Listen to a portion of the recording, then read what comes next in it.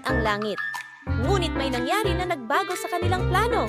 Halina't alamin natin ang kwento ng Tore ng Babel. Matagal na panahon ang lumipas pagkatapos ng malaking baha noong panahon ni Noah. Noon, lahat ng tao sa mundo ay may isang wika at nagkakaintindihan sila ng maayos. Habang naglalakbay, may isang grupo ng mga tao ang nakarating sa kapatagan ng Shinar at nagdesisyong doon na manirahan. Sa kanilang pagkakaisa, nag-isip sila ng isang matayog na plano.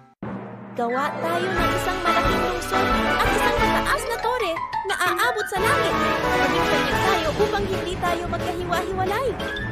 Gamit ang mga tisa at alkitran, sinimulan nilang itayo ang tore. Mataas ito ng mataas at mas lalo pa nilang pinapatibay araw-araw. Habang lumalaki ang kanilang proyekto, lalong lumaki rin ang kanilang tiwala sa sarili. Nakalimutan nila na ang kanilang kakayahan at katalinuhan ay bigaya mula sa Diyos. Ngunit nakita ng Diyos ang kanilang ginagawa.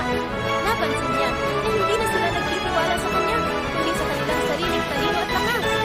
Kung patuloy silang magkaisa sa iisang wika at marami pang masasamang bagay ang kanilang gagawin, kailangang pigilan ito, wika ng Diyos. At kaya, isang araw, bumaba ang Diyos at gumawa ng isang kamanghamanghang bagay. Pinaghalo-halo niya ang kanilang wika. Nagising ang mga manggagawa na hindi na sila nagkakaintindihan. Isang lalaki ang sumigaw, "Dali, ipasa mo sa akin ang tisa." Ngunit ang narinig ng kasama niya ay ibang salita kaya sumagot ito, "Ano? Hindi kita maintindihan."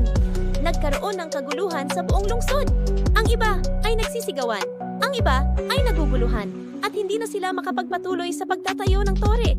Dahil hindi na sila magkaintindihan, huminto ang kanilang trabaho.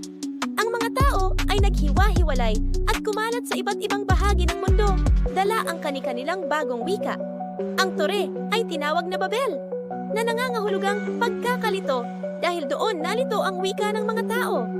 Mula noon, nagkaroon na ng iba't ibang wika sa mundo, kaya hindi na muling nagawa ng tao ang ganoong bagay. At diyan nagtatapos ang kwento ng Tore ng Babel.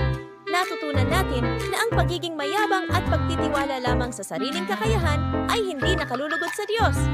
Mas mahalaga ang pagsunod at pananampalataya sa Kanya. Hanggang sa susunod na kwento, mga bata, lagi nating tandaan, ang tunay na tagumpay ay kasama ang Diyos.